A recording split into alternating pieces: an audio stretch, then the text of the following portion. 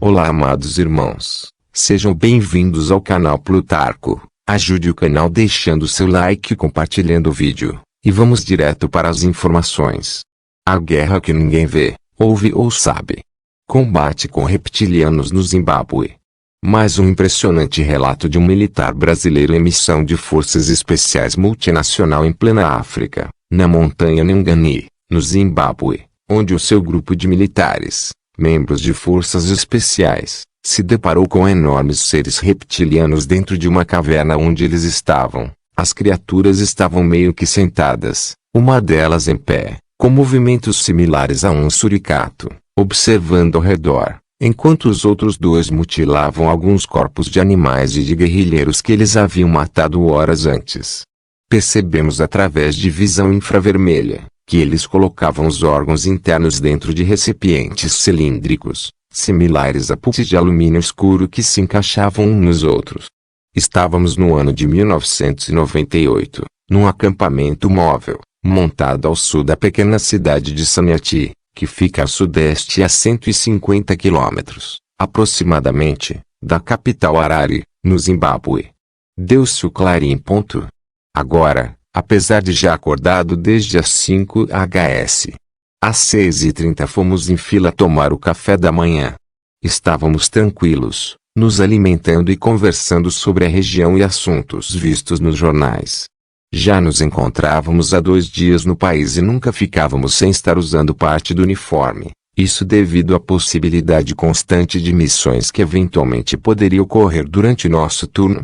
Após a refeição da manhã, fomos para as atividades de educação física e manutenção do armamento e logo após, as conferências de praxe. Uma parte do grupo foi para o estande de tiro e outra para a sala de reuniões, rever os vídeos produzidos pelos drones, onde mostravam as áreas que deveriam ser controladas e ocupadas além de atividades guerrilheiras naquela região. Neste momento, acionaram a sirene, para que todos nós nos dirigíssemos com urgência para a sala de reuniões. Em 5 minutos todos os 28 operadores se encontravam na sala, onde em seguida entrou o tenente norte-americano, nosso subcomandante, que expôs os parâmetros da missão que nos esperava. Nos deu um prazo de 1 hora para que todo o grupo estivesse pronto, equipado e em formação de bloco na linha do avião de transporte Lockheed C-130 Hercules, que já estava posicionado na pista. A missão.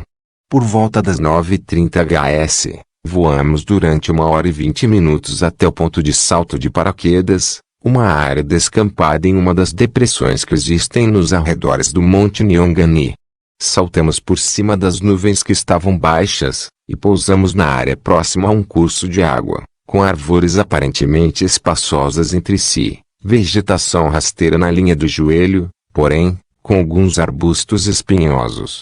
O sol quente nos fez, no primeiro momento, deixar nossos capacetes abertos para melhor ventilação.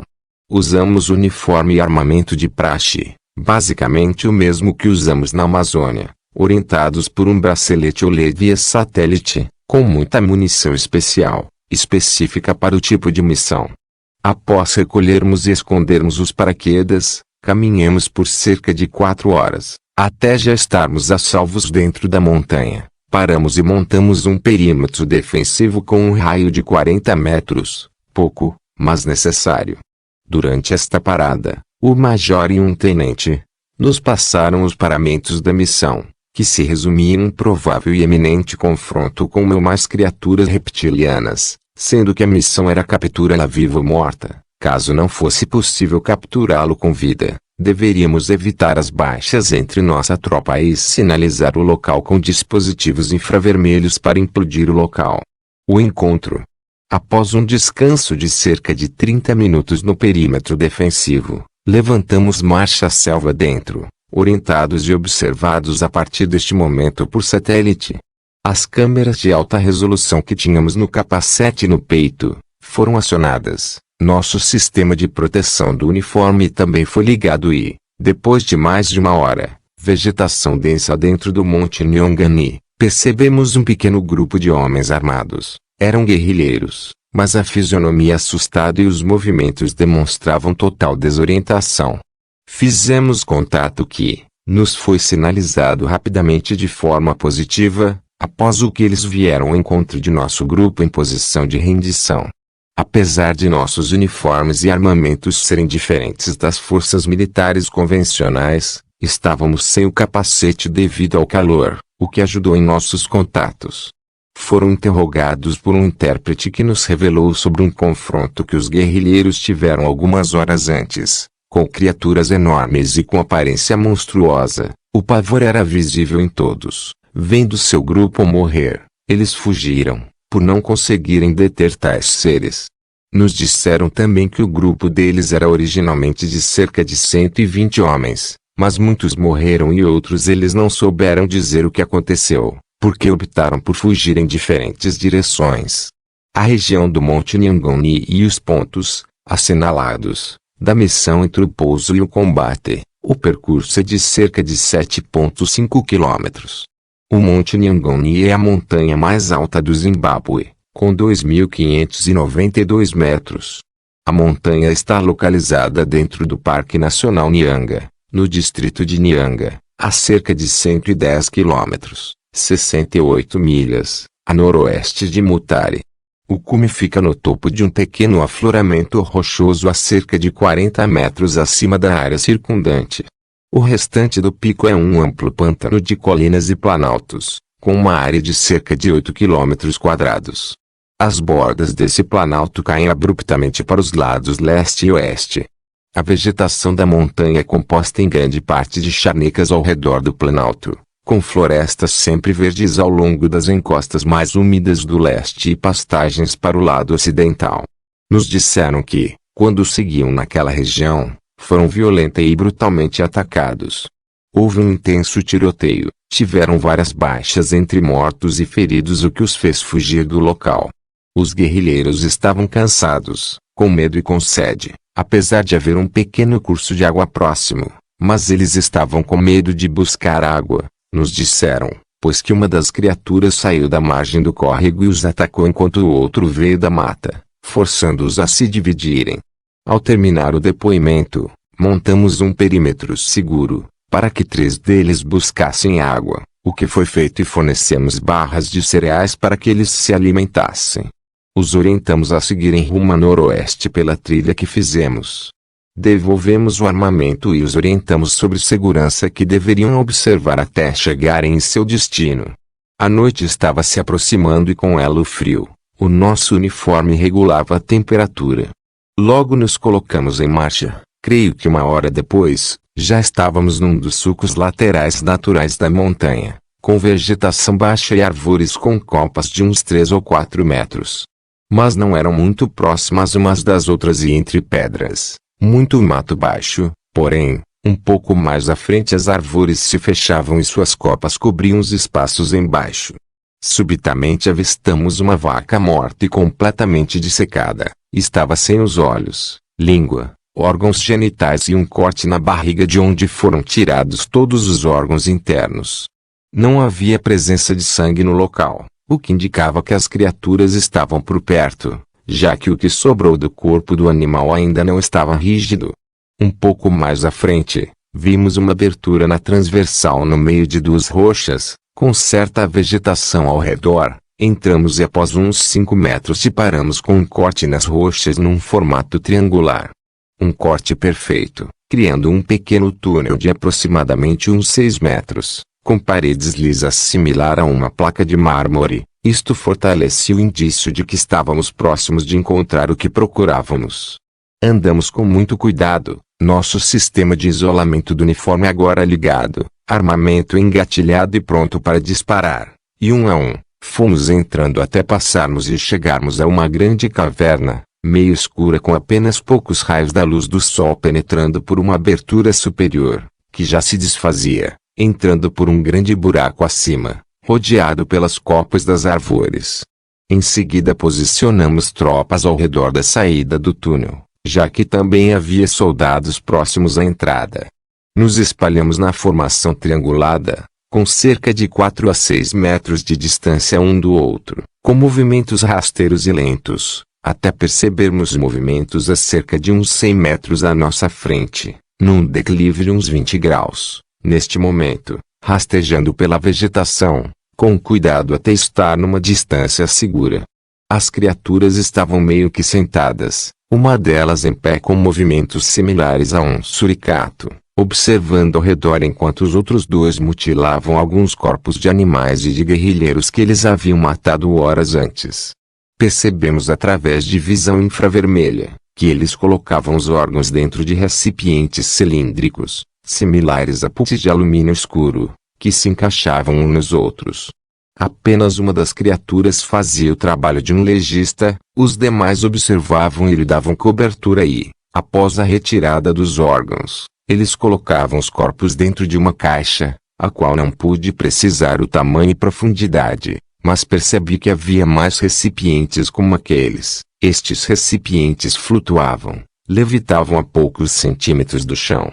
Elas tinham algo em torno de 2,5 metros de altura. Apesar de não ficarem eretos, sempre ficando meio curvados, tinham pele escamosa de cor meio amarelada, com as partes do lombo das costas um tom esverdeado, cabeça grande, com várias pequenas pontas, olhos amarelados, tipo olho de réptil, com a íris vertical, braços e pernas fortes, com mãos longas com 4 dedos afilados.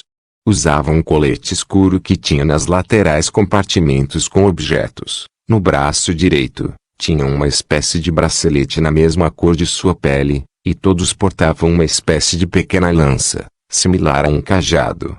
Usavam uma espécie de bota que não tinha cadarços ou zíper, este calçado chegava até a altura do joelho, e tinha cor esverdeado com marrom. O confronto. Após cerca de uns 10 minutos de observação, procuramos fazer o cerco triangulado, em torno das 3 criaturas. Mas mantendo uma distância segura. A demora na manobra de aproximação se explica por questões de observação, para saber o que portavam e para que instalássemos alguns dispositivos, similar a pequenas antenas de 3 pontas ao longo da nossa formação, prevenindo uma possível reação, de forma que os danos fossem mínimos. Mas o inesperado aconteceu e uma das criaturas percebeu a nossa presença e movimento e veio se certificar. Foi quando começou o confronto. Eu estava na parte baixa da triangulação, com 8 homens fortemente armados, com uma distância entre si de uns 5 a 6 metros. A rapidez de movimento dos seres dificultava a execução dos disparos. Rajadas foram feitas, tiroteio intenso e explosões, por uns 20 minutos. Eles revidaram disparando uma arma que emitia um feixe de raios de luz azulada, similar à luz neon, mas muito rápida, atingindo vários de nossos soldados, operadores, sendo que alguns atingidos foram calcinados instantaneamente. Os que se feriram ou tiveram partes do corpo queimados, foram praticamente incinerados pelo disparo.